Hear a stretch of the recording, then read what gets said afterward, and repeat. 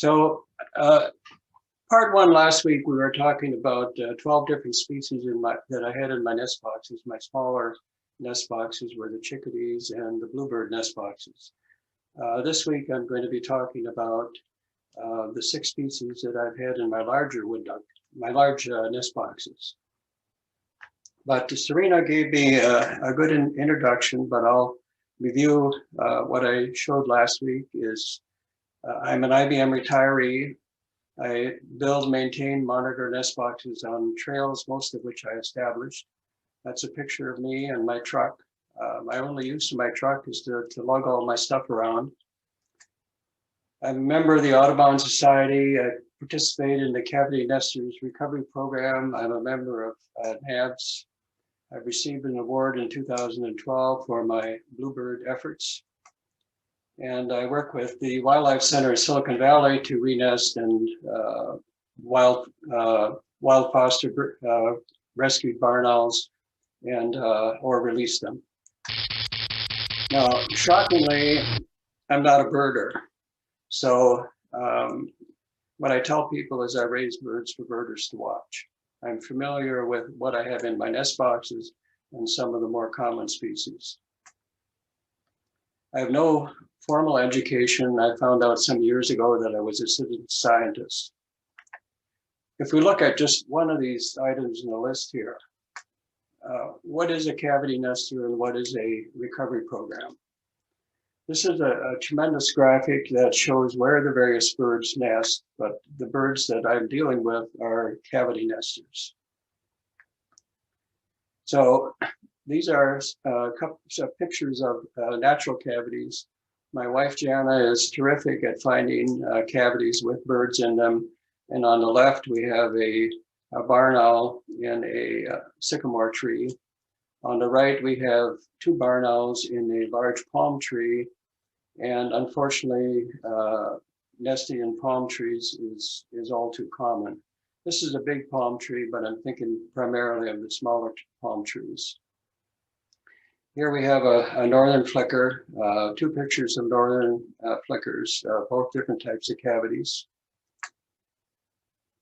So the Cavity Nester Recovery Program was established to help the cavity nesters. Their numbers were declining.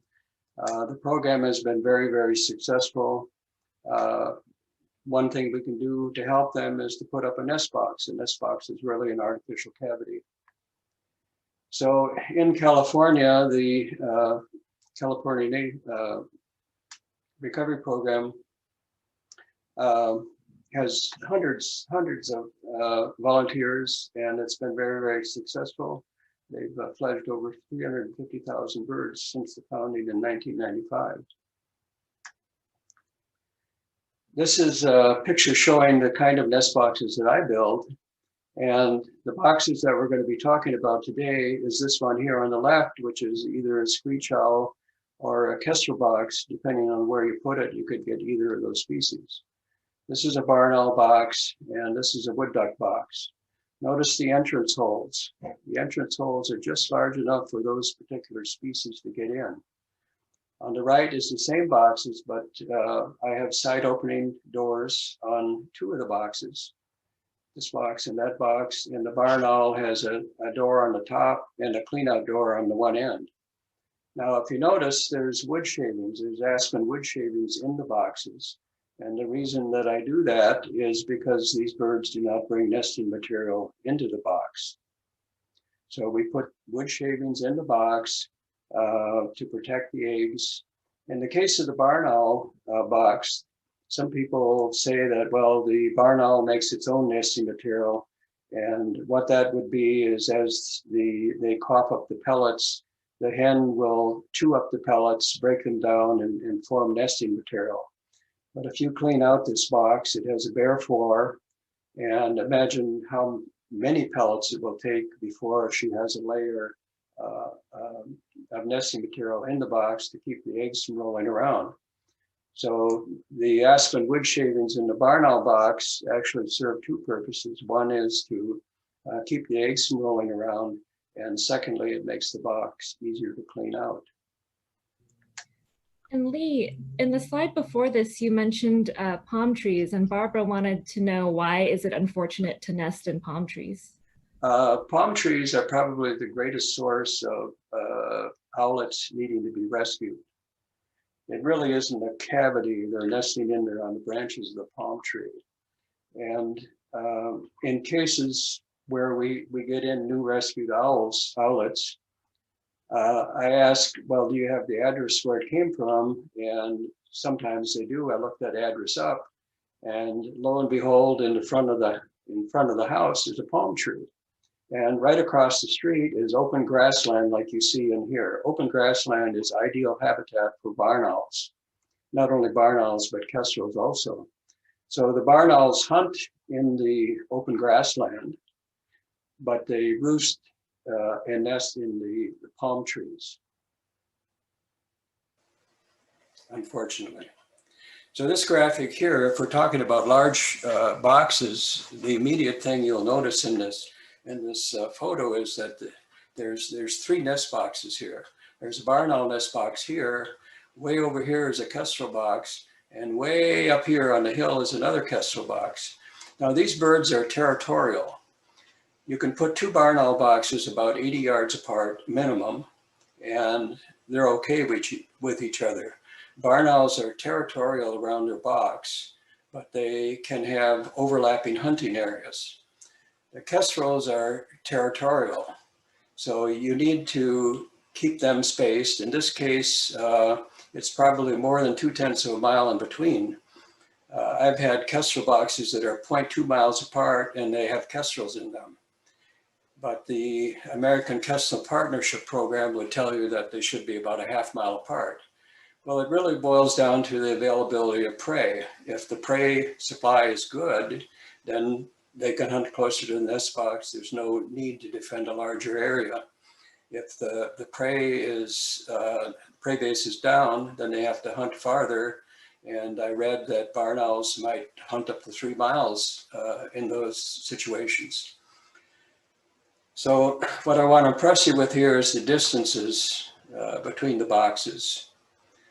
I'll get more into detail about that later on. So we need to review some statistics. This is a characteristic table, and what it shows is for those 6 species that I'm going to be talking about. This is the species name, but over here we have the alpha code. So I use in my graphs the alpha code. Instead of typing out American Kestrel, I can just say AMKE, and it's not really hard to determine what the alpha code might be, first 2 letters of each of these words. So it's easier to refer by an alpha code than to spell the name out, but as everything, it's not that simple because there's variations in the alpha code. The bander has their own 4-character alpha code, and there's also a 5-character alpha code. But what this chart shows here, this table shows, is the American kestrel can have 1 to 2 broods. Broods typically are 4 to 5 eggs. The female lays eggs on a 1 to 3 day schedule, typically every other day. Incubation period, 26 to 32 days. Nesting period, 28 to 31 days. The nesting period is how many days before they fledge. So you don't need to memorize all this right now. We'll talk more about it later. So for all of my years that I've been working with these birds, this chart shows how successful I've been. The American kestrel, for example, I've had 117 broods, and I started working with kestrels back in 2010. How many eggs did I had? I've had 530 eggs, 427 have hatched, 374 have fledged. And this little red diamond up here, what that means, if you're an American kestrel, you're an egg in a nest box, what are your chances of fledging? Well, you have a little bit above a 70% chance of fledging. Barn owls aren't that good. We're down here with more than 50%. But barn owls, admittedly, my data that I collect on barn owls is the poorest quality of all of the species that I work with. And I'll expand upon that later. The Starling, I've had 11 broods, 48 eggs, but none hatch and none fledge because that's a non-native species. I never fledge any starlings. Northern Flicker, I've had 11 broods, 30 eggs, 10 have hatched, and just 7 have fledged. Western Screech Owl, 21 broods, 59 eggs, 55 hatched, 54 fledged. Actually, a really, really good statistic. Wood ducks, 42 broods, 402 eggs, 272 hatched, and 261 fledged. This chart shows the nesting, the breeding season for 2020 for these particular species. And the solid colors show number of eggs on a particular day. Here's the dates along the bottom. And if you look at any particular day, the height of the solid color is how many eggs I had on that day. So if the dark green is barn owl eggs. So barn owls kicked the season off back on February 18th. I found my first barn owl egg. The green hatching is here. The green hatched coloring is when we have owlets.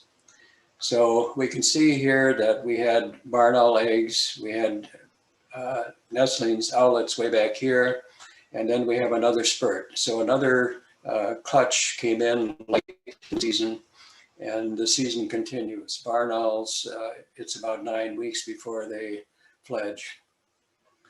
American kestrels, similarly, they come along, and this year I had 2 clutches, or a second clutch of American kestrels, which has for me been kind of unusual, but I appreciate it. And then the same thing with wood ducks. I had wood ducks here, eggs, and then I can't really qualify it as a second clutch of eggs. Second clutch is defined as the same species in the same box within 2 weeks of fledging. This was a different box, so I can't really say it's a second clutch, but it was a late clutch. And anyway, it shows the season when I had the most eggs, the most nestlings in a box was around late April, early May. So then we get into photos and videos finally, but before I show you some videos, I want to tell you how I got the videos and the pictures that I'm going to be showing you. What I have here is a GoPro camera that has an LED light, a light panel, mounted on an offset camera mount. The LED light is powered by a battery pack, and underneath here is a paint roller handle. So all of this screws onto an extendable pole, a painter's pole, and I can stick this into the box to record video. So with the GoPro, GoPro has fantastic quality video. It also gives you the ability to connect to your phone. You can actually see on your smartphone what the camera is seeing. This universal joint allows me to swing it left and right, up and down, so I can check in corners if I need to. 12-volt battery pack powers the LED light. This is probably the 5th variation of a camera system that I came up with, and I credit its success largely to this LED panel.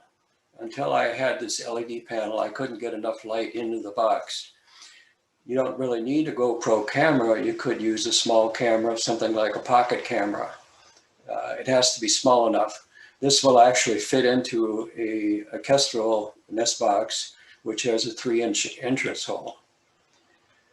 So again, that's the camera system that I'm using. So we get into northern flickers. Northern flickers are kind of good and bad. Because they are a woodpecker, they really modify some of my nest boxes. And they can have one brood, 5 to 8 eggs typically. The female lays 1 egg a day, 11 to 13 days incubation, 24 to 27 days before they fledge. So here's one of those rascals in one of my kestrel boxes. And I call them rascals because in this particular box here, I actually had a northern flicker gnaw a hole through the bottom of the box. And I had to put a new bottom on it. It would be difficult to lay eggs and have them protected in a box with a hole in the bottom. The box, I have a sun shield on top to kind of break the heat in the noon sun. Ventilation grids on the side of the box. And it's also a front opening box, which I like. This is the inside of a kestrel box in which northern flickers have nested. And I mentioned that I put wood shavings in the boxes for the kestrels, and the first thing the flicker does is it removes most of the shavings. And you can see on the inside of the box here, they've been hammering away. You can actually build a northern flicker box, and I've done that. We had one of our parks that I'm in has a lot of kestrels in it, and I built a beautiful kestrel box, a northern flicker box out of redwood, mounted it in a tree. And the thing you do with the box is you fill it with wood shavings. So from the bottom of the box all the way up to the hole, you pack it with wood shavings. And what's supposed to happen is the flicker is supposed to come into the box. They are a softwood excavator. They come into the box and they think they're doing a lot of work by removing all of the shavings. And this particular box, instead of the flicker going into the box and removing the shavings, it bore a hole through the side of the box. So I took that box down. I had a second box, and yes, the flicker bored down, created the tunnel down into the shavings, but nothing ever developed. So I have a number of boxes where I see all of the shavings have been removed, but usually no eggs. In this case, they actually laid 4 eggs.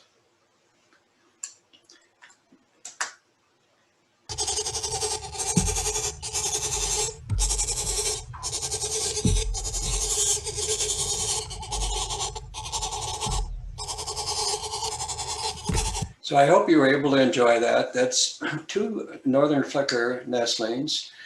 And I was curious about the sound that they were making. So I sent it off to Robin Bailey and Nestwatch, and Robin Bailey posted it on their Facebook page. And it turns out that if you get enough of these nestlings in the box, it could sound like a beehive. So the thinking is that they're making sounds like bees to scare predators away. I only have 2 here, but imagine if there was 4, 5, 6 nestlings, it would really be a continuous sound. So I'm not very good at estimating age, but I would say that these are less than a week old. Now I'm going to show you another video where they're a little bit older.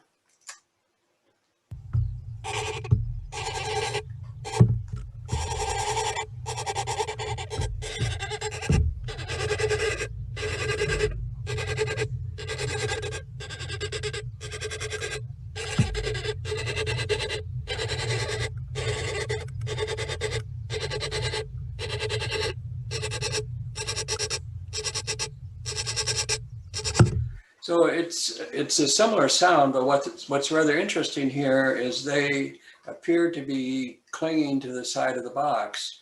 And I looked that up, and what I read is when they're about 17 days old, they start clinging to the side of the box. Now I'll show you one more video.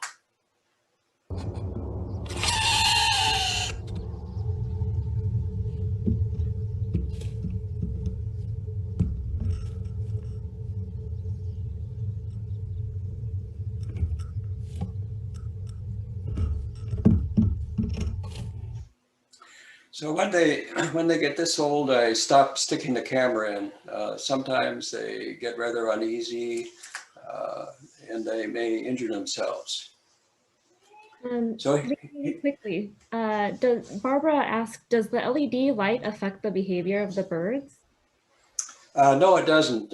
What I try to do is I put a piece of acrylic over the lights, that I've sanded with sandpaper. So I'm trying to diffuse the light, and then I also point it up so it's not pointing right at the birds, but I have indirect light. And like you and I, their eyes will adjust to the light. I've never noticed any effect by sticking my camera in and using that technique. Okay, we move on to the Western Screech Owl then. So one brood, 2 to 7 eggs. The most I ever had, I believe, was 5. The female lays eggs in a 1 to 3 day schedule, typically 2 to 3 days. Incubation period, 21 to 30 days, and they fledge around 28 days. So this is an interesting picture right here. This particular box is a wood duck box, and I thought that I might be getting starlings in the box. So I set an in-box trap and came back the next day and found the trap had been set off, opened the box up, and here was a screech owl sitting in there. So the screech owl never woke up. I reached into the box, took the in-box trap down, and by the time I was ready to close the door, the owl was leaning over. The door was going to hit it, so I took my finger and I pushed it back into the box and closed the door, and it never woke up. They're very sound sleepers. Now, you can't tell if this is a male or a female. They look identical, and I'm told the only way to tell the difference is to weigh them, and the female weighs slightly more than the male, a couple of grams. So using my camera system, I'm often looking down, and when you look down, you don't always get to see something. It would be nice if the hen here would get up and show me her eggs, but she doesn't. She sleeps right through it. Screech owls are probably the most undisturbed of any of these species that I work with. So I finally see an egg sticking out here, and I don't really know how many eggs she has. And I may not know how many eggs she has until I see this.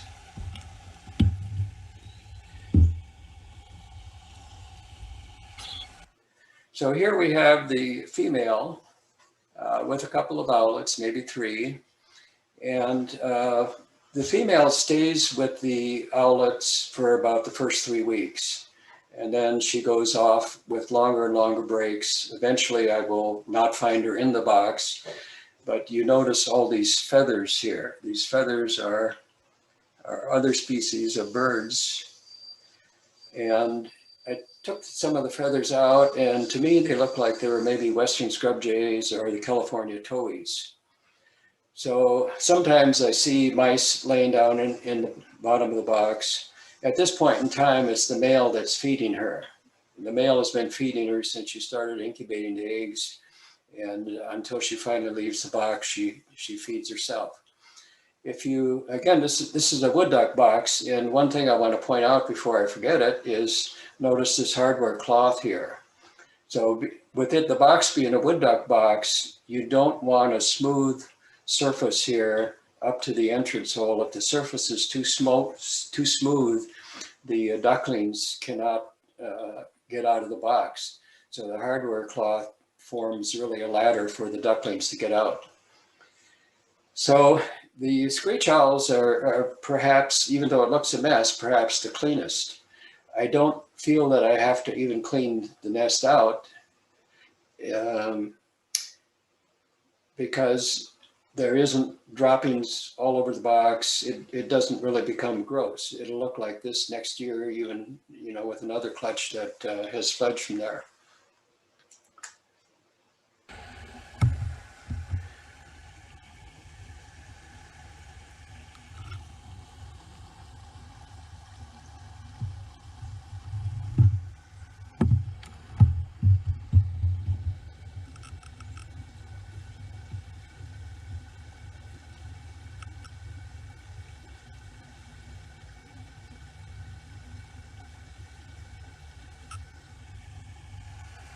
So they're again, they're the most undisturbed by my camera of any of these species.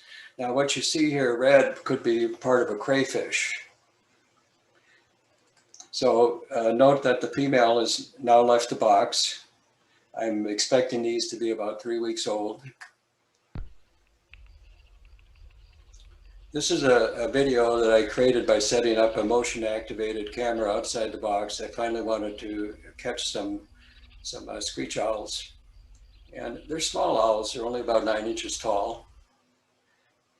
But what's happened is the one in the entrance hole probably hasn't fledged yet, where the one on top of the box has, and the other owl that was there was probably one of the adults feeding the juvenile. So again, this is a wood duck box. And I don't believe that they prefer wood duck boxes, it's just they prefer the location where the wood duck box is. And Lee, we have a couple of questions. Sure. So, Erica asked, will screech owls nest in the suburbs if open space is nearby? The only place I get them is along creeks. So I think what they like along the creeks is the open woodland. These are open woodlands along the creeks, a lot of blue oaks, valley oaks, coast live oak. That's the only place I get them. Of course, that's the only place I've tried to get them.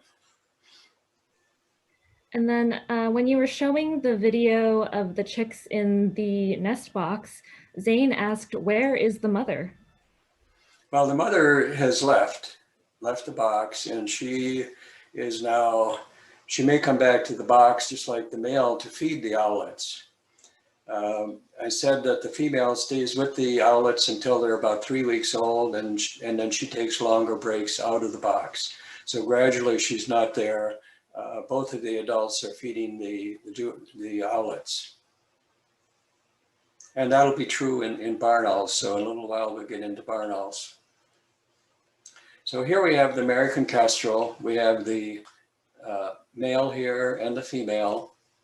Beautiful birds. They're the smallest falcon in North America. 1 to 2 broods, 4 to 5 eggs. Female lays on a 1 to 3 day schedule, every other day being normal. Incubation period 26 to 32 days, a nesting period 28 to 31 days. So this is a typical clutch of kestrel eggs. 5 eggs, it arranged in a beautiful circle.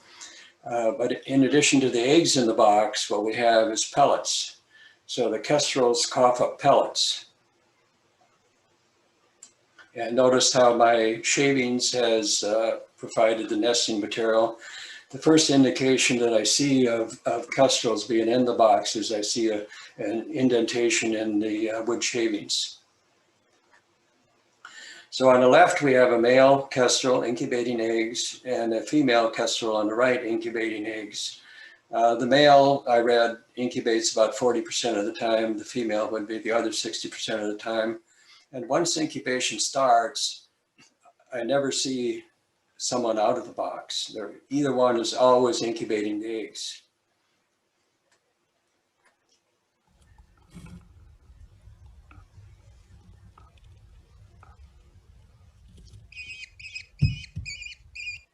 So the calling you heard is the adult outside of the box, somewhat concerned about me being at the box.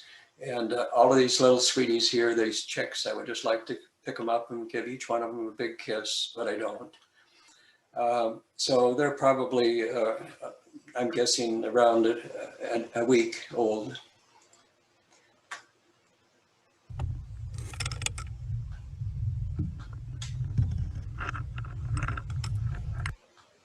So here you can see chicks. I think they're about 2 weeks old. But what you'll see is you still see pellets here.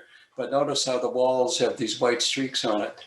What the chicks do is they shoot their excrement up onto the walls. And that might be an effort to keep the nest dry. But in fact, when it's time to clean out the nest has a coating of this stuff. It's actually a crust on the top of the nest. So the chicks aren't particularly upset about me peeking in at the moment.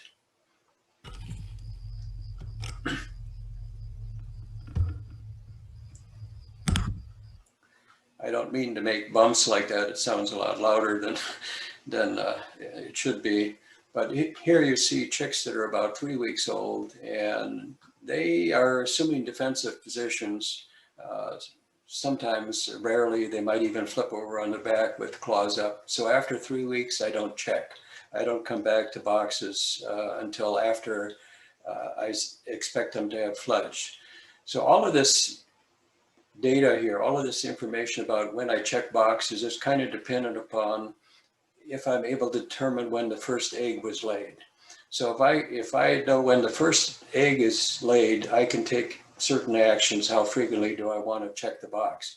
For example, we looked at 5 kestrel eggs, and that's a normal size clutch. So if I see 5 eggs and I see incubation has started, well, why don't I come back in 30 days instead of bothering them every week? So I come back in 30 days expecting the eggs to be hatched. And again, here, I could check weekly once the eggs have hatched, but after 3 weeks, I stopped checking. So estimating these dates is kind of important to me anyway. So we're moving on to wood ducks here. And if I was into makeup, I would want to look like this guy. He's just fantastic. And the female is on the left here. So they can have 1 to 2 broods, lay up to 16 eggs, lay an egg every day. The female can lay her own weight while she completes her clutch. Incubation period, 28 to 37 days. Nesting period, just one day.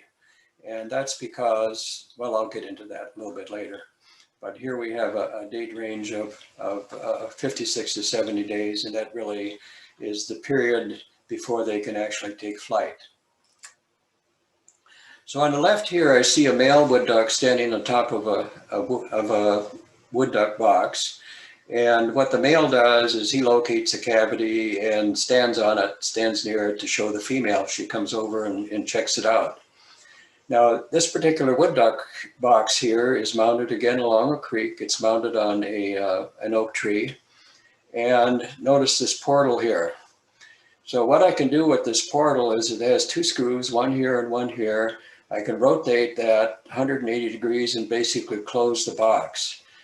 I have problems with tree squirrels, and in order to keep the tree squirrels out of the box, I close the boxes during the off season. So all of my boxes right now have this reversed. The box is closed until I open it up again in the spring. So this is the creek that I was talking about, where I get a lot of wood ducks. And there's one other creek where I also get wood ducks, but it'll look similarly. Nice small creek with open woodland, oak trees along it. And the box is actually up here. So this is the box. All of my boxes, all of my wood duck boxes, I can walk up and touch. And I have them right next to water. So the ducklings, once they fledge, once they leave the box, the hen will lead them down to water. And I'll expand on that in a little bit. So when I'm peeking into nest boxes, I mentioned that we put aspen wood shavings in the boxes. The first indication that someone has been in the box is I might see a depression in the box. Someone has been in there and is checking it out. What they have to do is they have to check the depth of the shavings, because the wood duck buries her eggs initially in the shavings. The next thing I might see is, gee, there's a mound in the shavings. So that's an indication that something has been buried. I'll open up the box and get an egg count, uncover the eggs, get an egg count, and then cover them up again. So this can go on for a while, but eventually what the female does is, as she nears the completion of her clutch, she will start pulling feathers out of her breast and mix those with shavings to form a blanket that she covers the eggs with. So in this case here, I found a big blanket. I uncovered all the eggs to get an egg count, and then I covered all the eggs up again with a blanket and closed it. Now, the nest on the left here looks completely different than this nest. This is basically what's called a dump nest. Now, what has happened is multiple females have been in the box, dropped eggs, and nobody is going to incubate them. So all of these eggs here were not hatched. Nobody was incubating them. It's a dump nest. And again, it's multiple females coming into the box for whatever reason. Some people think it might be, well, they want their genetics to be passed on. Let this other female hatch my eggs. Now here I find a female, bless her little heart, incubating her eggs. And once she starts incubation, she may leave the box 2-3 times a day to feed herself, but then she's back in the box incubating the eggs. If I see this, I don't come back again until I expect the eggs to have hatched and the ducklings to have fledged. I don't want to disturb her all that while. Incubation is about 30 days. So over here, we have just a brief video of a hen with ducklings. See if I can play it here. I guess I can't play it with the laser. Anyway, we have ducklings here. The significance of this is that the eggs have hatched. You look at these ducklings here and they might be a day old. They're fully feathered, they're ready to go. Within 24 hours, typically, the female will be on the ground outside the box. She will have a calling out. So she will be outside the box, call the ducklings out. They have to scamper up out of the box and then sort of semi-fly down to the ground. All of my boxes, I says, are close to the ground. The duckling doesn't have very far to go and it's right next to water. The hen has to lead the ducklings to water and to show them what is food, and they immediately begin self-foraging. So it's a miracle, I think, that they can be ready to go in 24 hours. Now, sometimes you read wood duck boxes, gee, you want them 20 feet up in the air. No, I don't want my boxes 20 feet up in the air. And they will say that you shouldn't have them any farther than 50 yards from water. Well, no, I want my boxes right next to the water. So once the ducklings are out of the box, the female has a tremendous task of keeping them together, keeping them safe until they can fly. So, yes. Becky asked, do you use gloves to uncover the eggs? No. Well, yes, sometimes I do. I can't, admittedly, I can't always do it. If I'm counting eggs, I'm sticking my pinkies down into the shavings sometimes. And if I had gloves on, I wouldn't have the feel that I would have with a bare finger. So that same question could apply to some of the other birds. I talked about swallows last week. Swallows have a lot of feathers in the boxes, and I stick my little pinky in, parting the feathers, and I reach down into the nest, try to get a finger count by touching each of the eggs. Some people may be concerned, well, gee, you get oil on the eggs, but no, you'd have to coat that egg with oil in order to prevent oxygen from flowing through the eggshell into the egg. So it's not a concern. I hope that answers the question. So here we have barn owls. On the left, we have the 2 barn owls in the palm tree that I talked about. And on the right here, that would be the female because of the darker coloring. She also has oftentimes has a darker face than the male. But we were talking about natural cavities, and gee, is this a natural cavity? No, it isn't. It's underneath a bridge that goes over Sacramento River. So some years ago, I was contacted by H.T. Harvey, a consultant firm, and they were working, they were doing an analysis for some retrofit work on this bridge. And underneath the bridge, they found these barn owls, a hen and owlets. And from here, it was an 80-foot drop down to the ground. So one misstep and you're laying splat on the ground. Now, H.T. Harvey, what they wanted to do is they wanted barn owl boxes. So I built 16 barn owl boxes for them, and they installed them below the bridge. And once they had evidence of habitation, and that could be pellets coughed up inside the boxes, then they netted off this area of the bridge so the owls couldn't get in. That would be at a time when these owls were gone, by the way. They netted that area off and the retrofit work could actually begin. But what this shows is a desperation for cavities.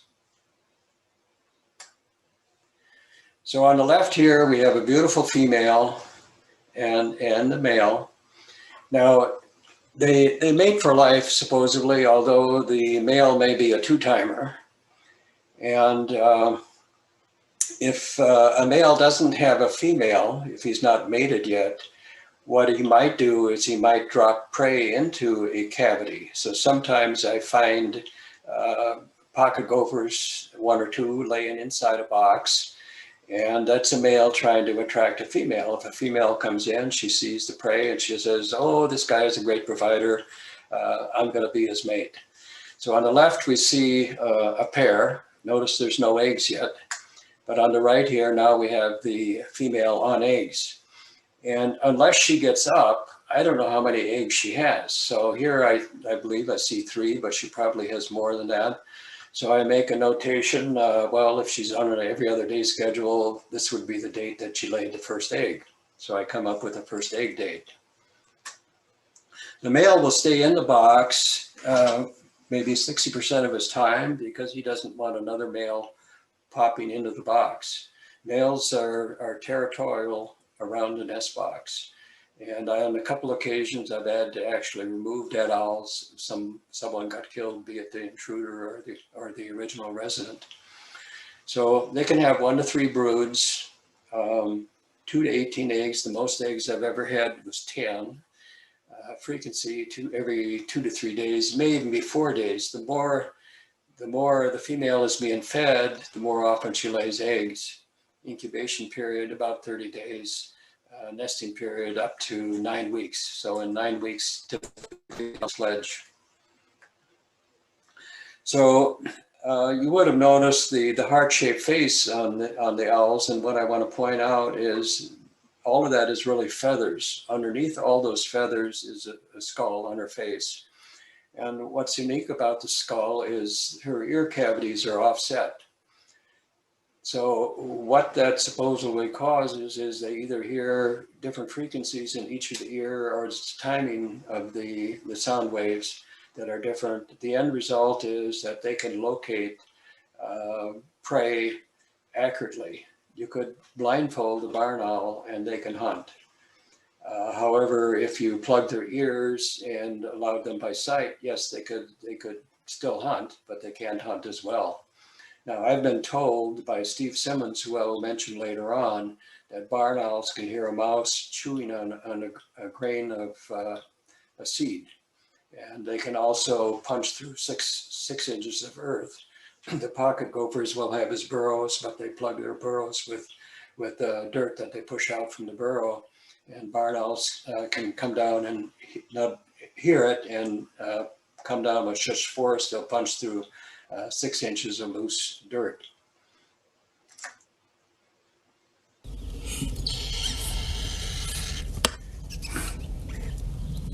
So here we have a barn owl hen with owlets, and they're young owlets. And what the hen typically does is she lays, well, what she always does is she lays her first egg. She begins incubating it immediately. She lays another egg, that egg is also incubated. So what we end up with is the eggs hatch on different schedules. And you saw in there were a few eggs that were still unhatched. The owlets are of different ages. So in reality, you could have an owlet that's maybe 2 weeks old and one that just hatched, and they're no bigger than the egg, and you don't want to be that little one. You don't want to be, if anybody is not going to make it, it's going to be the little egg, the little owlet. So here we have the owlets. On the left, they're about 6 weeks old, the oldest. It's evident that they are of different ages. They actually form the facial disc at about 4 weeks. And it's cute how this little fella is hiding in the back here. But now they're just mostly white down. The adult feathers are coming in. Again, I typically just see the front of the owl. I'm not able to see anything other than what the camera shows. There would be no better indications of their age if you could see, for example, their wing feathers and their tail feathers coming out. But using the camera system that I have, you can't. Barn owls, there's not really much to them. I think barn owls they're all feathers and appetite. There's not much to them. Over here on the right, we have some beautiful juveniles. This one is probably in the 9-week range and would fledge, and it's a female. You can see the dark coloring on the breast here. But oftentimes there's one or two that become more defensive. They will get down into a defensive position and wings out, crouching down. Sometimes you will, in the videos, you'll hear a clacking sound. I think we're going to hear that later on. And the clacking sound isn't actually their bills clacking, but they're flicking their tongue.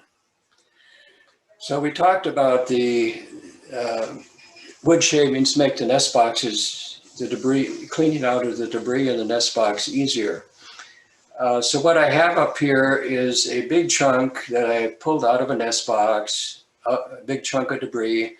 And if the interior of the box gets wet enough, instead of everything being loose, it's kind of like a brick.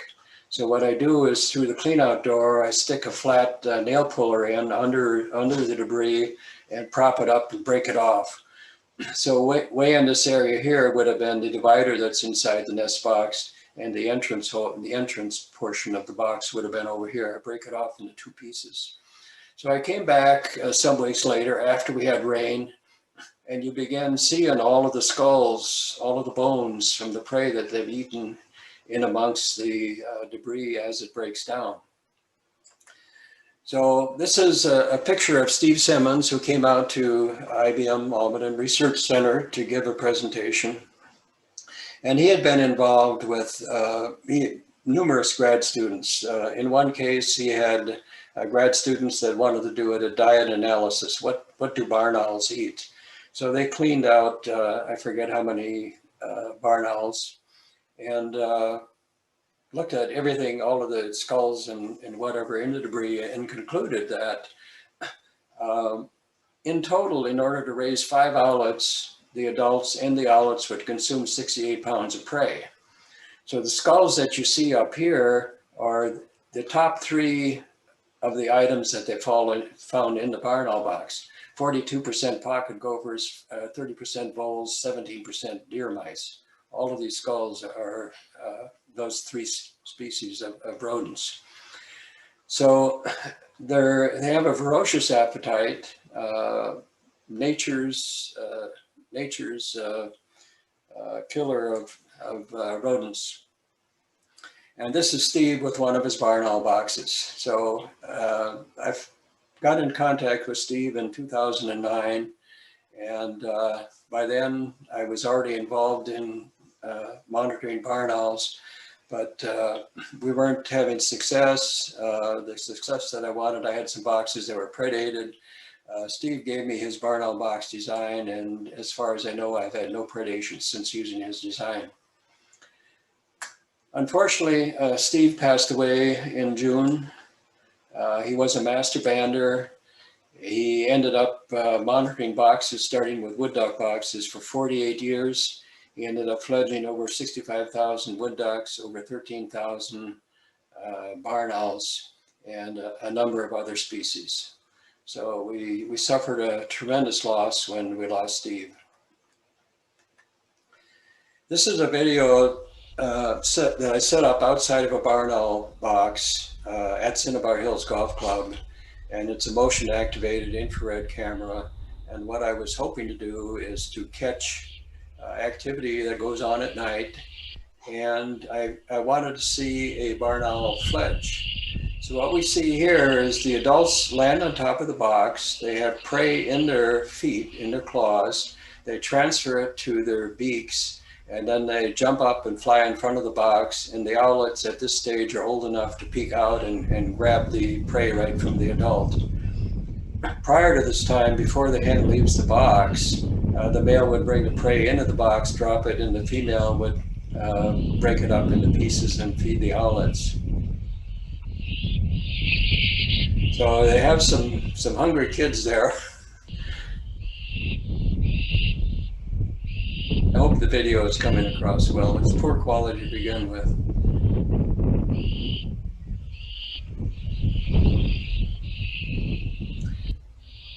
So this is before dusk, and what we have is we have the juveniles returning, the juveniles who have already fledged returning to the box, because this is where the magic happens. This is where the adults feed them. And sticking his head out is another owlet that hasn't fledged yet. Now, get ready, here comes one.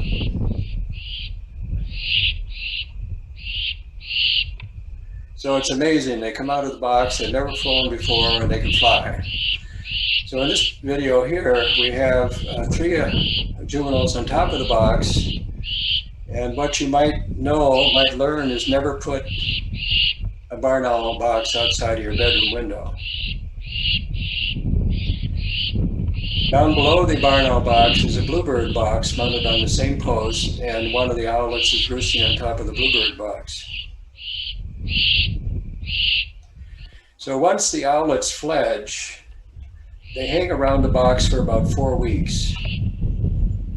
So in those 4 weeks, the adults have to teach them how to hunt. And what we just saw there was one of the juveniles returning to the box. Maybe he was looking in the refrigerator to see if there's any food in there.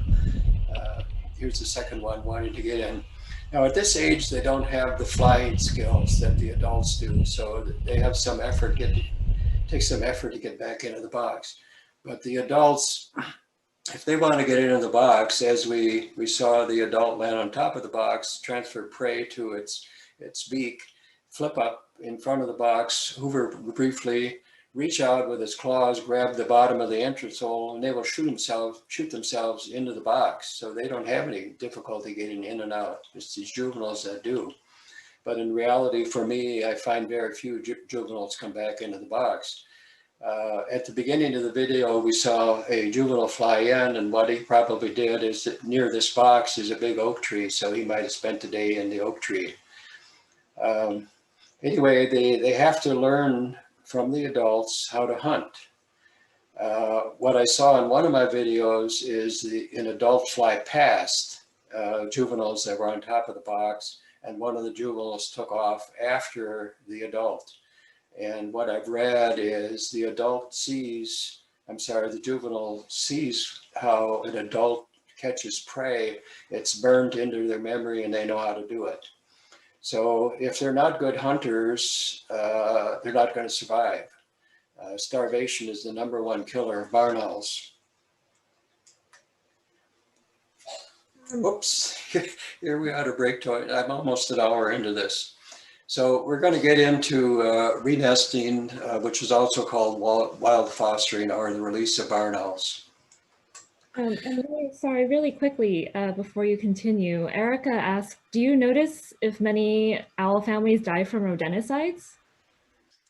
I can't say that I've personally experienced it, but I have seen postings. For example, there were 4 or 5 owlets in someone's pool in the Bay Area, and the cause was rodenticides. They got really, really thirsty, so they went to the pool, ended up drowning because they wanted to drink water. So it's not uncommon to find dead owlets in the box, but unless it's a number of owlets in the box, I wouldn't expect it to be rodenticides. For example, if there's 4 or 5 owlets in the box and they're all dead, well, maybe that's a case of where the adult brought in rodents that had the rodenticides in them. But it's not uncommon to find, a dead owlet. And I talked about the little feller. You don't want to be little Freddy, because little Freddy isn't going to make it. In the video, we saw the adult bringing food to the entrance hole, and the owlet right there snatching food away from the adult. The first owlet that's going to be at the entrance hole snatching food is going to be the oldest and the biggest. It's not going to be little Freddy. So little Freddy may get scraps that are left over. If all of the other owlets are not hungry anymore, then maybe he gets his chance. So anyway, I don't have any experiences that I could say that it was a rodenticide. A lot of my boxes are out in the middle of nowhere, so there would be no reason to have rodenticides in those areas. We do have one more question from Teresa about barn owls. What kind or what size box and hole do they need? This hole is an elliptic hole, and I forget the exact dimensions, but it might be 4 point something inches wide, 3 point something inches high. And it's an elliptical hole, and it's no bigger than a large hen can get in. So with nest boxes, you don't want entrance holes that are larger than the birds that you want inside the box. And we do have a barn owl box plan, which near the end I will reference again, and I actually have a QR code that you can scan. But on the Santa Clara Valley, I'm sorry, on the Silicon Valley Audubon Society's website, we do have a barn owl box plan. And it's not just a plan. We talk about, you know, where do you want to put the box? Should you put a box? Should you paint it? Should you not paint it? A lot of information related to barn owl boxes. So if anybody has a weak stomach and doesn't want to see a lot of sadness, you may want to bail out right now. All right, so I'll continue here. What we have is we have 6 owlets here that have been rescued, and that we're taken to the Wildlife Center, Silicon Valley. And I have a good friend, Valerie Baldwin, who provides in-home care. So this is a picture of 6 owlets taken some years ago. Valerie provides in-home care, which means she feeds them, and then she calls me up and says, where can we put these?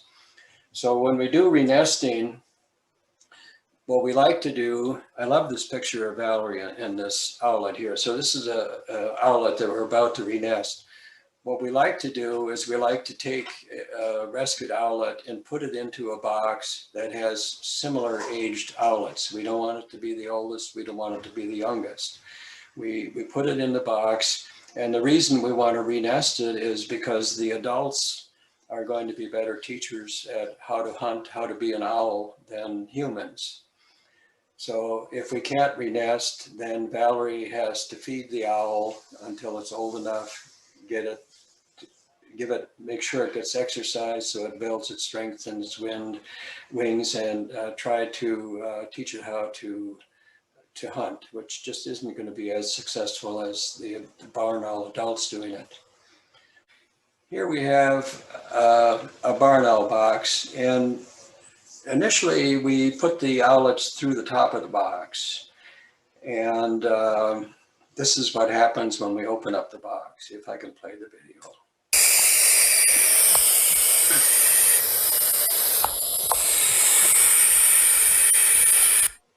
So you can see there, they're hissing at us, they're somewhat upset, and you can also see that if I have this view of the owlets, let me go back. If I have that view of the owlets, I can see more than if I'm sticking a camera through the front of the box. So what happens if the owlets are too old, they actually start jumping at us. So of late, what we've been doing is running them through the entrance hole. But in both cases, what we do is we drop thawed out mice so they have something to eat. We put the mice in the box to kind of distract the occupants that are in the boxes, and then we inject the rescued owlet. And what we have here is a wonderful young woman, Lauren Williams. I had to take a picture of her without her mask so everybody gets to know what Lauren Williams looks like. Lauren is a graduate of Gavilan College and always willing to help. So when this year we had 11 barn owl owlets that we wanted to renest. I call up Lauren and ask her if she would like to help me. And we're at IBM Research Center in Almaden Valley. Lauren is willing to do everything. Here she's carrying the ladder. Here she's, what we do is we plug the entrance hole. We have this plug put in the entrance hole so nobody can jump out. We set the ladder up, and Lauren has gone up to the box to look inside and make sure that everybody is okay. So over here we have Lauren going up the ladder. Me. Yeah. We're going to push the owlet right through the entrance hole. At this point, we've already dropped some mice, thawed out mice, into the box to distract the owlets. How's that? Hey, looks good. So there we nested another owlet. And in this picture off the left here, once we not only feed them during the renesting, but I come back twice a week and drop mice into the box. And here we have 2 owlets in the box where I had dropped. One is already, the one on the left here is already swallowed one of the mice. And on the one on the right has it in a speak. So here we have a box in which we inserted some owlets.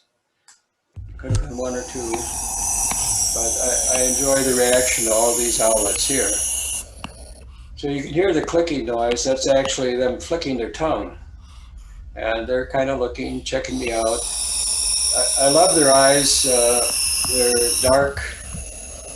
I sometimes think they can see right into my soul. So everybody took that quite well. Here's a picture of Olive, and Olive admittedly is probably the worst condition I hope I ever see in an owlet. She had been rescued, and I showed this picture to my wife, and I asked her, what should I name her? And Jana said, Olive. So this is Olive right here. Olive came in, and Valerie took care of her. She checked out okay, and here's Valerie when we're about to renest her. We put her into a box, and as I was feeding them mice, I noticed that Olive feathers weren't growing. She didn't look right. These other owlets in the back were supposed to be about her same age, but Olive isn't doing so well. So I took Olive out of the box, gave her back to Valerie, and look what happened. Valerie took care of her. Olive had some intestinal parasites and was put on antibiotics, and the antibiotics wasn't making any headway. Stool samples were being taken. They showed that the parasites were still there. So Valerie says, well, we're going to give her enough antibiotics. It's either going to kill her or cure her. So fortunately it cured her, and she turned into a beautiful bird. We do releases, and this is a more dramatic release than normal. I told Valerie that I'd like to get some video of a dramatic release. And this owl we had named Jumper. I had named him Jumper. And the reason we named him Jumper is we renested him in the box at Cinnabar Hills Golf Club. And the next day I checked on him, he was on the ground. Jumper had fallen out of a palm tree, and I think his siblings were dead, but he survived with a head injury. So there was some concern about the head injury. Anyway, Jumper jumped out of the box. Some golfers helped me put him back in the box, came back the next day, and he was on the ground. So I picked him up, took him back to Valerie, who provided in-home care. Gave him the exercise he needed to fly, tried to train him to hunt as best she can. And here he's being released. That's the very box that we had renested him in. And we do the releases around dusk because we don't want crows, for example, some of the predators that are out in the daytime to be around. So we do the releases around dusk. And whatever happened to Jumper, we don't know. He disappeared. So what don't we want to see in the boxes? Well, I certainly don't want to see European starlings. Starling is really a fantastic bird if you look at the coloring, but they are a non-native bird.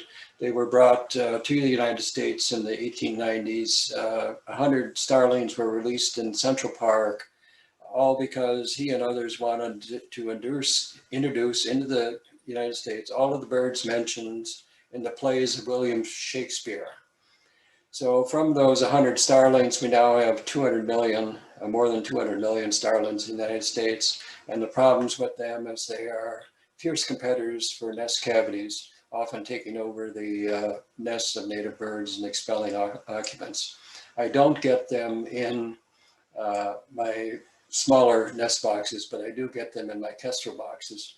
And here's a picture of a nest.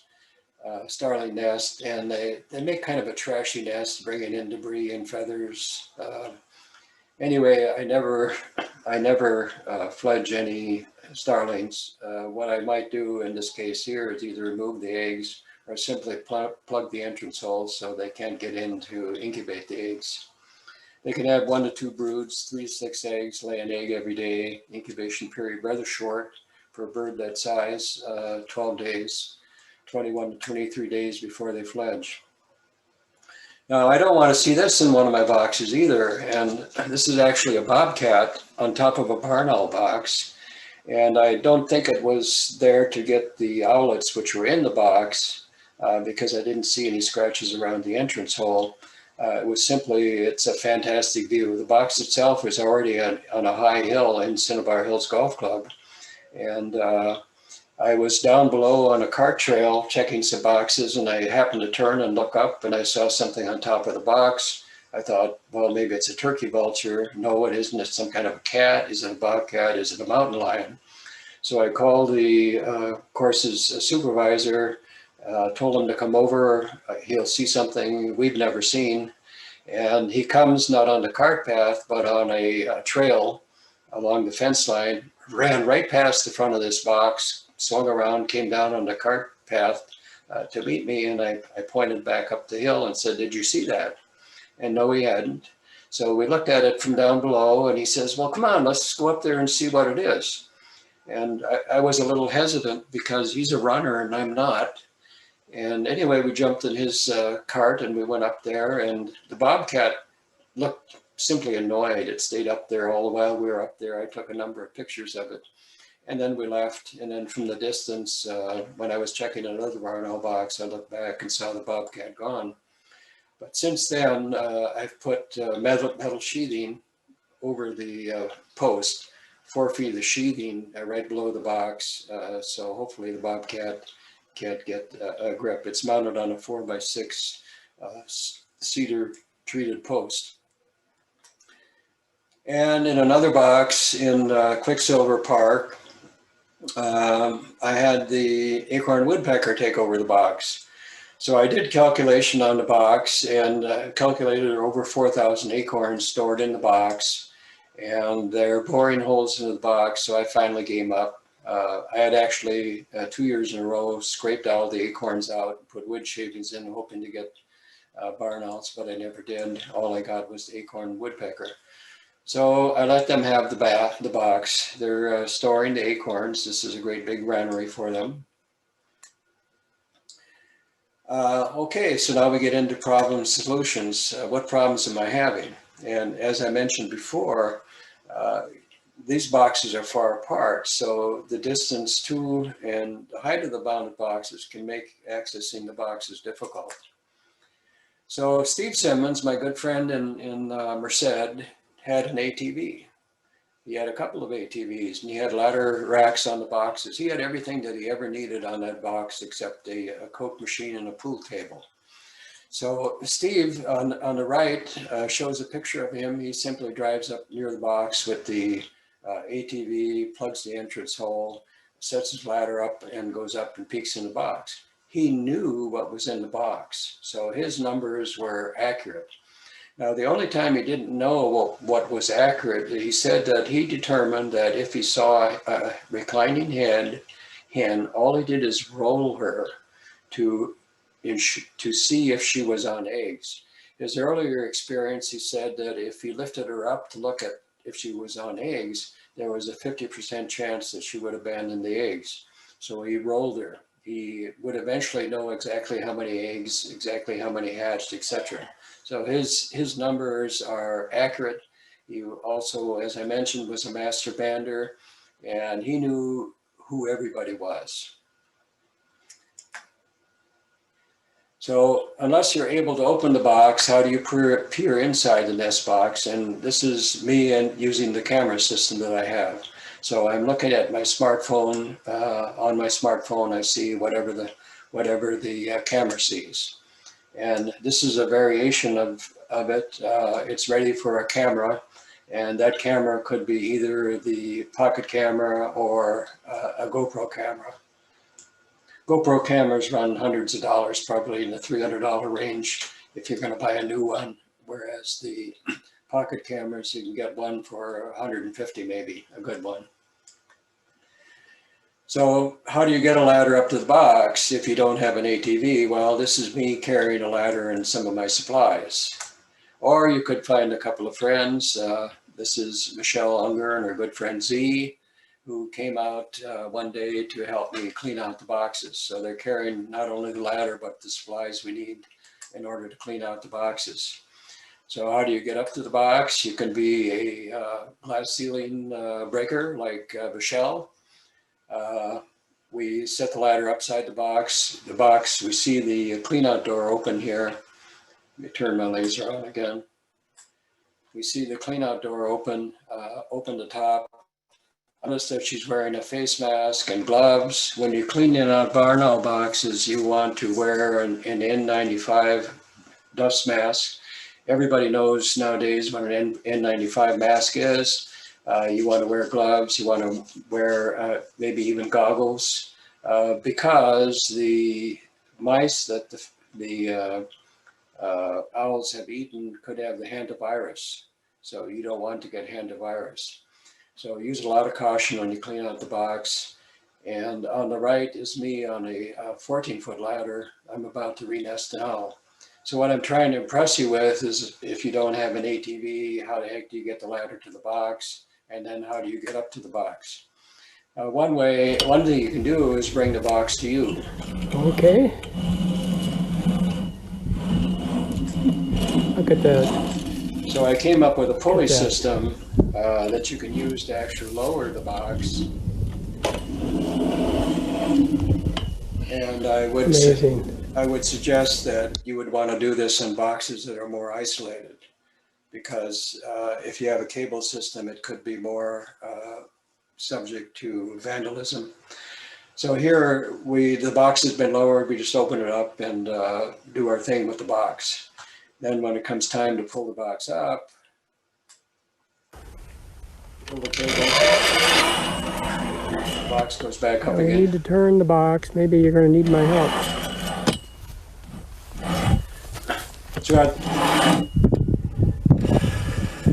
So what he's trying to do here is there's a little finger that sticks out from the top of the box. We have to put it through an eyelet. And the purpose of that is so that the box doesn't swing in the wind.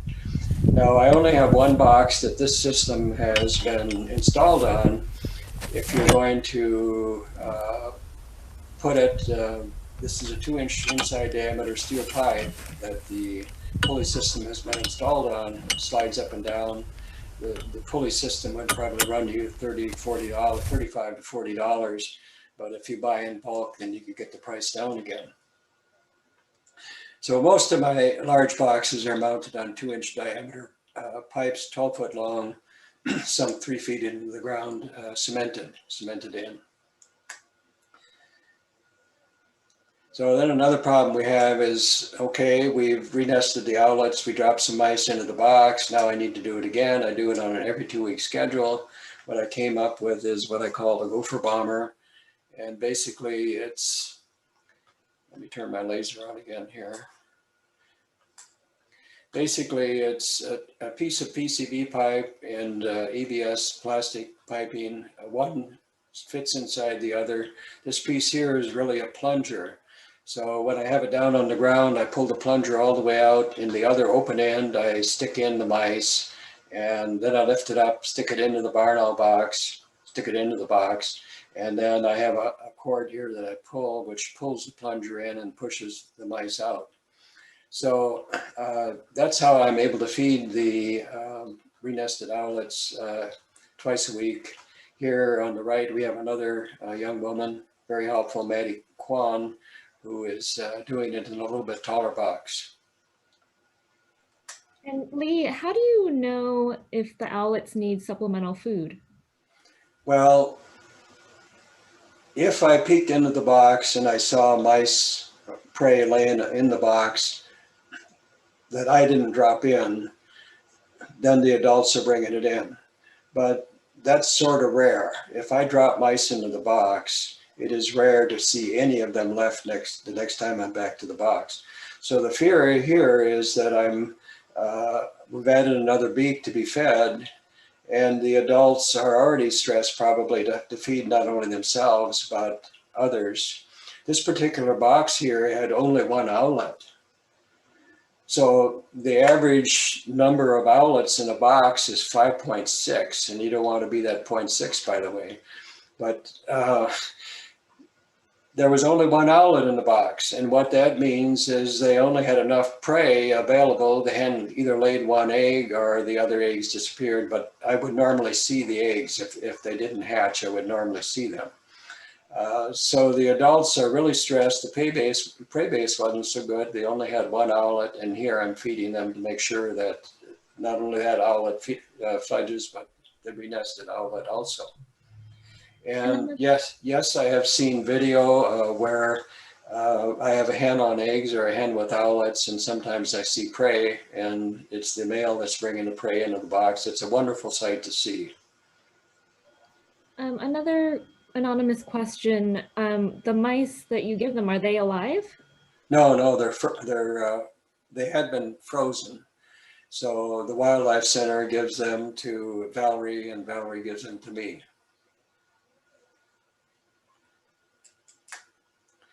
So what other problem do I have? I have problems with northern flickers, the great big woodpecker, and what they've been doing is they've been working on some of my boxes.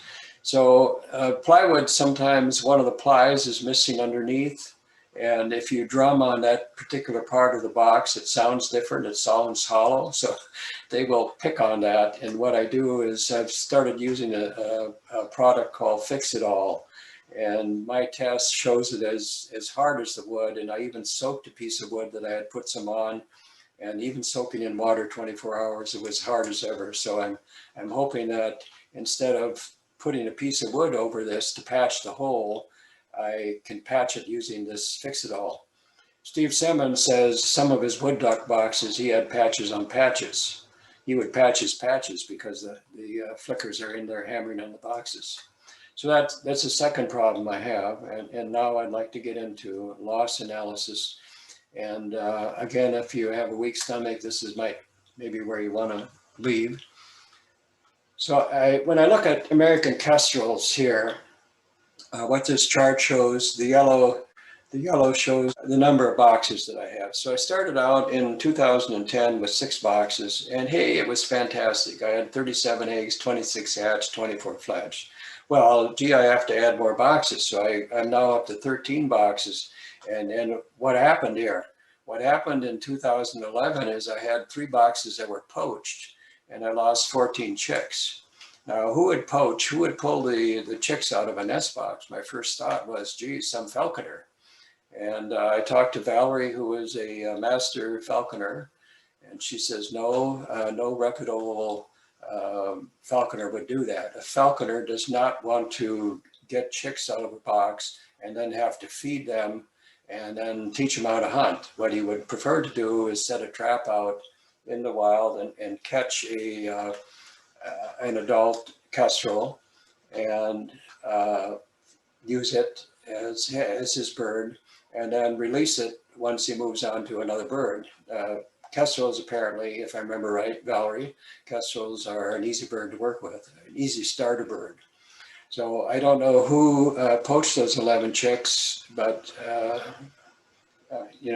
have fear what happened to them. So kestrels actually do quite well.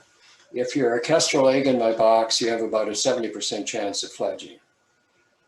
So this covers the years from 2010 through 2020, and I'm down to 19 boxes. When we look at barn owls, again, the data that I have on barn owls is the worst data I have. But if we look at this graph here, in 2017, I had 32 boxes. I had, the number here is the number of broods that I had. I had 36 broods in 2017. Look at the number of eggs I had, 177 eggs, 133 hatched, 96 fledged. Very good year. Well, 2016 was sort of good, but what happened in 2015? I had 32 boxes and I only had 8 clutches. Here in 2018, I had 19 boxes, I only had 14 clutches.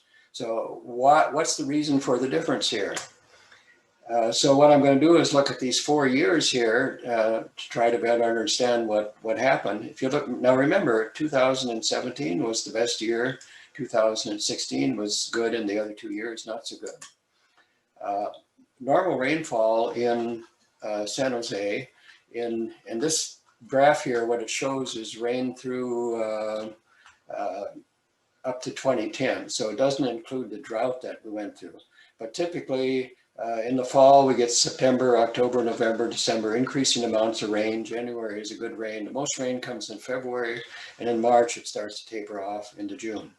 I know that weather dramatically affects the success of barn owls, but my problem is how do I convey that? How do I analyze that? How can I show that? So if we look at 2015, we had rain in December.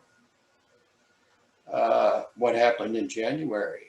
We didn't get any rain until February. Oh, here, I'm sorry, we had a little rain in January, and then we had some rain in February. So very, very sparse rainfall in 2015. 2016, now it's looking better. We had some rain in December. The rains continue. Here we have frequent rain. The weather continues into March. Here we had a lot of rain in March, and then it tapers off. 2017 was the best year. So we had rain in December, good rain in February, good rain in January, and then it tapers off. Importantly here, notice that it tapers off. Okay, so this is 2018. 2018, we had no rain in February. Well, why is rain important? We have to get the rains to get the grasses growing. The rodents feed on the grasses, and they multiply when they're fed. So without the grasses, the rodents can't repopulate themselves. Prey base is down, and it affects the owls. Now here's a different situation in 2019. We had a lot of rain from December. It continued into January, continued into February, continued into March. And all of this rain here actually delays the barn owl, the start of the barn owl nesting season. Why does it delay the start of the barn owl nesting season? Because the rain affects their hunting ability. Barn owls hunt primarily by sound. If you're out there in a rainstorm, imagine trying to listen for a prey during the rain and the wind also. Barn owl feathers are not waterproof. If their feathers get wet, they could end up dying from hypothermia. So we had a lot of rain. Here we had a spurt of rain out in May also, which can cause another problem. If we look at just the winds for that period of time, this graph here attempts to show the wind run. So when did we have winds? And what I'm unable to show is what was the wind speed at night when the barn owls are hunting. I don't have that number. So we have wind runs here. And again, a wind run, what that means is if you threw a balloon up into the air, how far would it run? How far would it go? And anyway, it was windy during that time also. So the end result was that even though the hens were laying eggs, I had a lot of abandonment of eggs. So because the hen isn't being fed, she doesn't stay on the eggs, she abandons the eggs, she has to get out of the box to feed herself. So too much rain can cause problems, not enough rain can cause problems, too frequent the rain can cause problems, timing of the rain can cause problems. End result here is that during that period of time, I had 23 barn owl eggs that were abandoned. So too much rain affects the prey base, too little, too much. And too little rain, I mentioned that the grass doesn't grow, the rodents that feed on the grass can't feed. Too much rain causes another problem, because if you're a rodent living in the ground and your burrow gets flooded, you may end up drowning in the ground. I've actually seen cases where I walk past a burrow and water is just spewing out of it. So too much rain can cause a problem. The volume, frequency of the rain, I talked about the frequency of the rain. If we have rain storm that lasts 4 or 5 days in a row, the male may not be able to hunt during that period of time, which means the female isn't being fed, she leaves the box, etc. I've talked about the impact of rains on barn owls. The timing of storms can be a problem.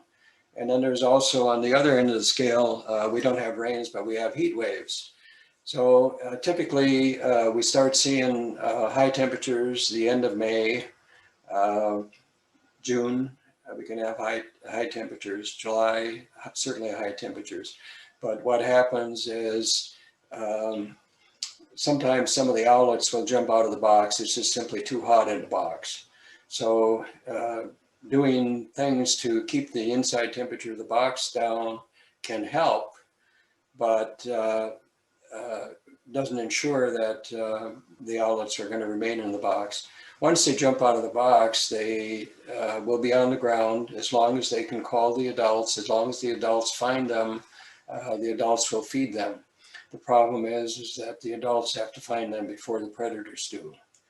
And if you would put a barn owl, an owlet, back in the box, it's already jumped. My experience is it will probably jump again.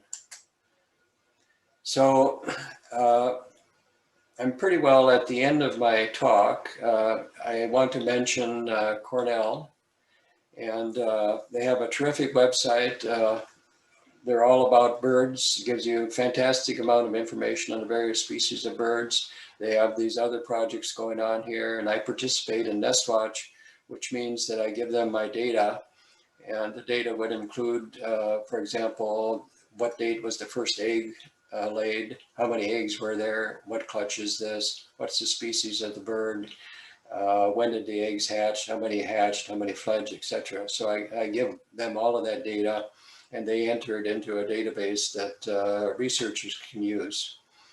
On my website, I have plans for a bluebird nest box. The barn owl box plan that I mentioned is also available on my website, but it's also available on the Santa Clara Valley Audubon Society's website. Both of these plans are. And then there's another, if you're into a group wanting to build small nest boxes, there's a plan on how to do it efficiently. Let me skip down here. I have a plan for my pole-mounted camera, so you can monitor large nest boxes. I also have a plan for my pulley system. So I think that's it. If you care to do any QR code scanning, this would be an opportunity to do it. So you had talked about putting wood chips in your nest boxes or wood shavings. So we had someone ask if we should also put wood chips in other nest boxes for other species. Well, the species that I talked about today are those that I put chips in: the wood ducks, the screech owls, the kestrels, and the barn owls. So those are the species that I put shavings into the boxes. Now, if you're getting into woodpeckers, I've actually tried it. Last week I mentioned that I had nut-owl woodpeckers in some of my standard boxes, the bluebird boxes. And I talked about the eggs keep disappearing. So for a while, I started putting wood shavings in the bottom of the boxes. If I saw evidence that a nut-owl woodpecker had been in the box, I would put wood shavings in it, because that's what they normally do. They chip away at the interior of the cavity and the bottom of the cavity is covered with wood shavings. But that didn't seem to make any difference. The eggs kept disappearing, so it had no effect.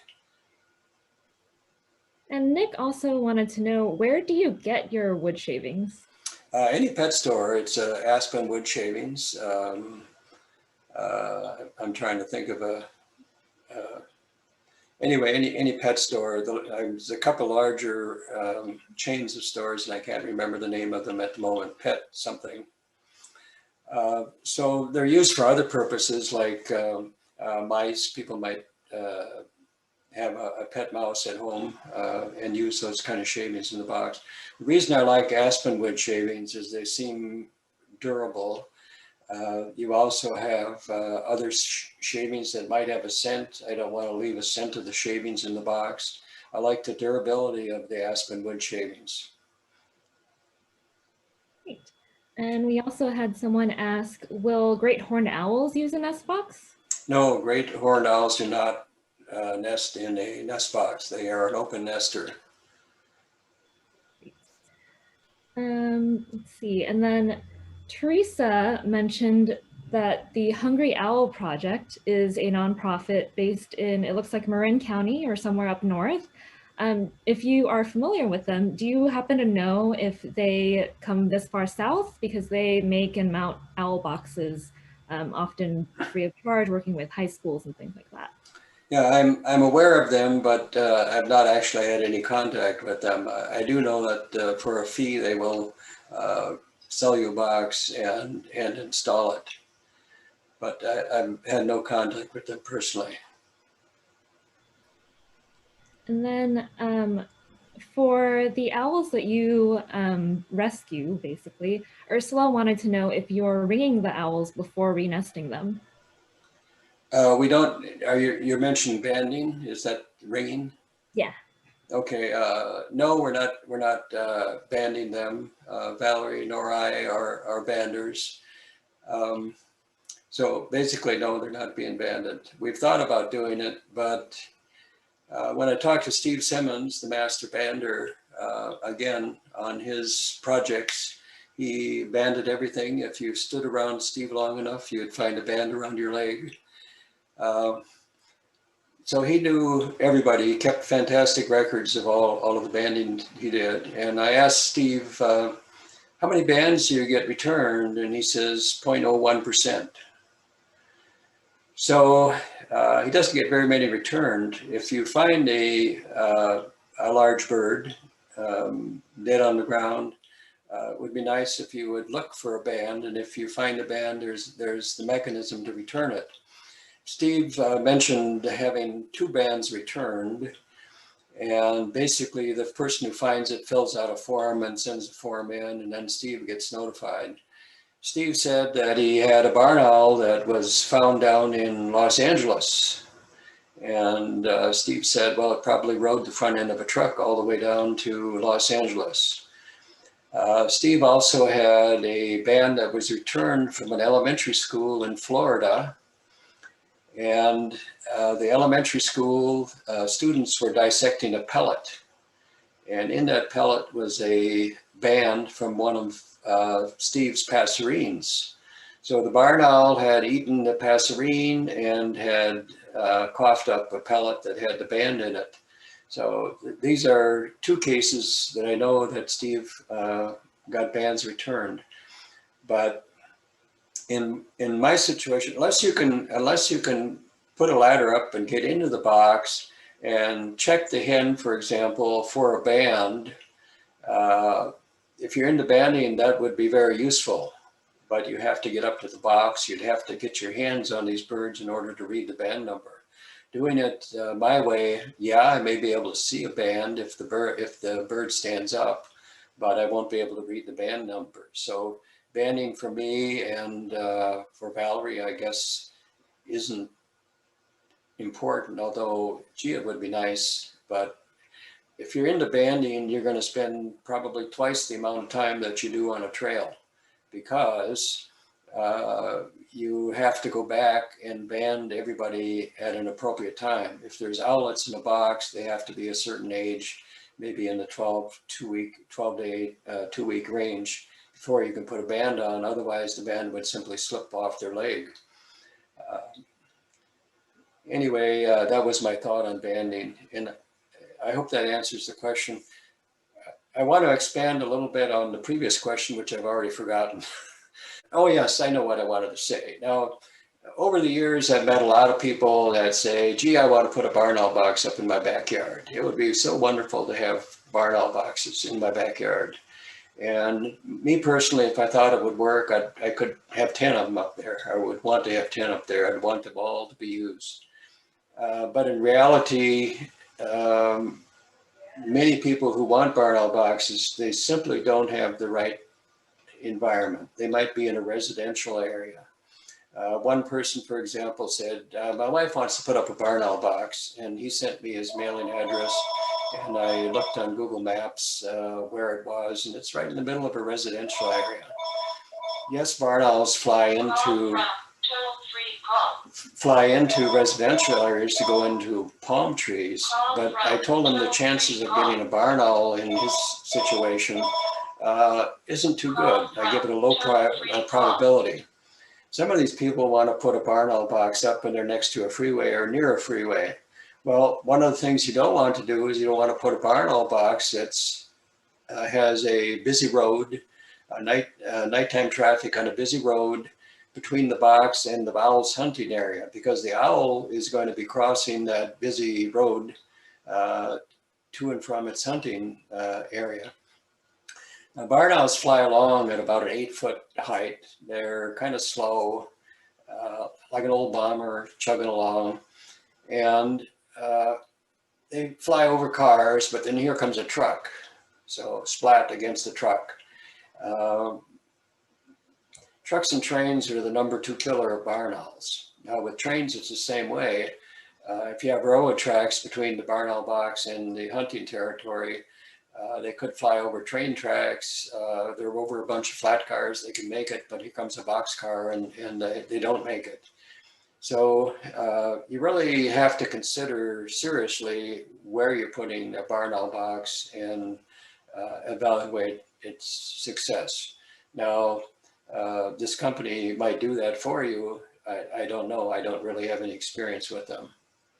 The best habitat for barn owls is open grassland, or on the edge of open grassland, or they will hunt in open woodlands. But if you get into closed woodlands, no, they're not going to be in there.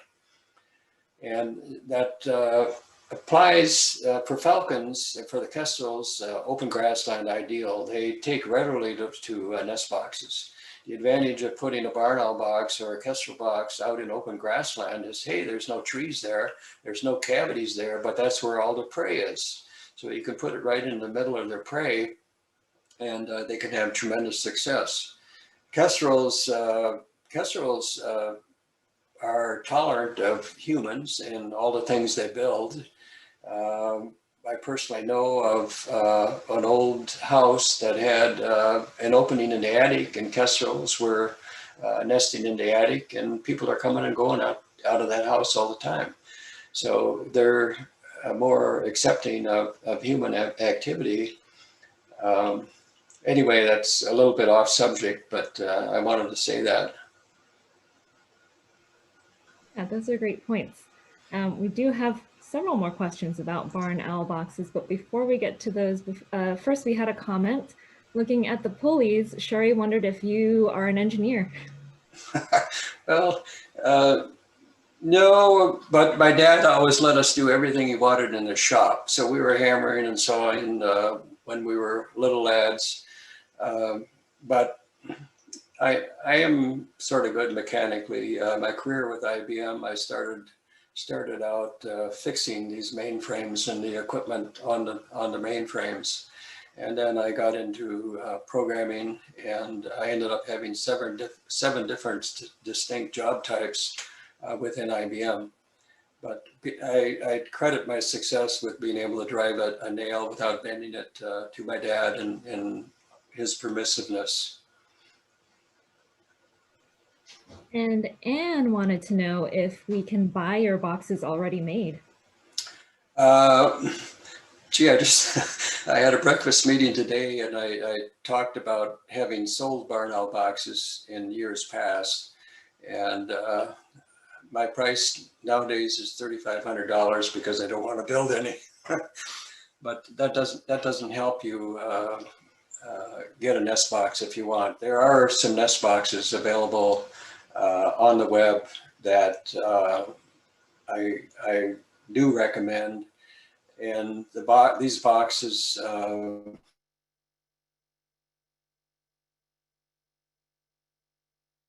design has is it's a top opening box. He was a master bander. He wanted to open the top. It also has a clean out door that you open and you push all the debris out. Well, even if you're not into banding, there are cases where you want to open the top and you want access to the interior. I mentioned that I had a couple of cases where adult owls had been killed in the box, and I had to get them out. So drag a ladder out to the box, open the top, and take the dead owl out. There are cases where I had a hen on eggs, and she was trying to incubate eggs that would never hatch. So she stayed in the box much too long. And the downside of that is that it's simply the male that was feeding her and the owlets because she's supposed to be out of the box. So in that case, I went out to the box, opened the top of the box, took the infertile eggs out, tossed them, closed the box, came back the next day, and she had left. She was now helping feed the owlets. So having a top door is nice under some circumstances, but many of the boxes that you see that you can buy don't have a top opening door. So my recommendation for those kind of boxes is make sure you have a large clean out door because you're supposed to clean the box out once a year. A brood of owlets, 5 owlets, could add up to 3 inches of debris inside the box. If you don't clean the box out, the debris gets deeper and deeper and deeper. It doesn't really get deeper. They start pushing it up against the side, and what they end up with is a tunnel that goes through the debris. And the owlets don't have enough room to stand up if they're standing on all this debris. So you want a large clean out door without a top. When it comes clean out time, you're going to be pulling the debris into your face. So clean out is easier with a top door. But again, many of the boxes I don't think any of the boxes you buy have a top door. So Steve's design was rather unique. I mentioned he had fledged 12,000 barn owls, so we know it's a working design. But I can always recommend a box that comes as close to Steve's design as I could find. And there is one company, there's a couple of companies in the Bay Area that sell boxes. And Anne actually clarified that she would like a bluebird box. So if you have any recommendations for that, that would be helpful too. Well, if you're living in the Bay Area, Silicon Valley Audubon Society, you should be able to contact them and they will give you a box. Great. Okay, so now we have several barn owl questions. The first is from Gina, who asks, do the barn owls return each year to the same box or trees? I have a family every year behind my house along Santa Teresa Golf Course. Yes, I asked that very question of Steve Simmons, the master bander. Do barn owls return to the same box? And he says yes. They return to the same box or a nearby box. And that's true for kestrels also. Now, the interesting thing about barn owls is you think, gee, I had 5 owlets. I'm going to have 5 juveniles fledge. I'm going to have 5 more owls. What Steve said is that the barn owl owlets that fledglings, the juveniles, do not return to the same area. They go off to adjacent areas. And the barn owls that Steve finds back in his boxes are owls that nested previously in the box, or new owls from adjacent properties. So the important thing here is you're not necessarily going to grow your owl population by the juveniles that you're fledging because they're leaving the area. I asked Steve what's the oldest owl that he ever had, and he said that he banded a female, and female hen, and she came back for a couple of years in that same box. She disappeared for a few years, and then the remainder of the 10 years, she came back to that same box. So to answer your question, pretty much yes. And she was 10 years old when he last abandoned her. He said she had only one eye, so he doubted that she would last another year. Anyway, so 10 years, he had her maybe all but 2 or 3 out of those 10 years in that same box. And Jill asked, if I have barn owls nesting in a large palm tree, would that be a good place for a box? The difficulty you have with barn owls nesting in a particular place and you would like them to nest elsewhere, that is a problem, because if they're content nesting in the tree, the best you could do is put up a box nearby and somehow make that area inaccessible. Some years ago, I worked with PG&E, and part of their mitigation agreement was that they were going to set up some nest boxes nearby a new generating station. They had barn owls that were nesting up in the building, and the task was to get them to nest down in the barn owl boxes instead of nesting in the station. I don't know the outcome of that, but barn owl boxes were installed below. And similarly with the bridge incident that I talked about earlier, once they found evidence of habitation in the boxes that were put down below the bridge, they screened off the area that the owls had been nesting in. But I've never worked with anyone that's trying to get the barn owls out of palm trees. And then an anonymous question is, at Lake Merritt this year, we had a barn owl couple set up a nest in a tree cavity for their first brood. However, they did not use the cavity again for their second brood. Should we try to clean the tree cavity out so that they can use it again? And what other reasons would make them abandon this perfect nest site? Well, when you talk about abandon, I would need to ask, are there eggs in the box?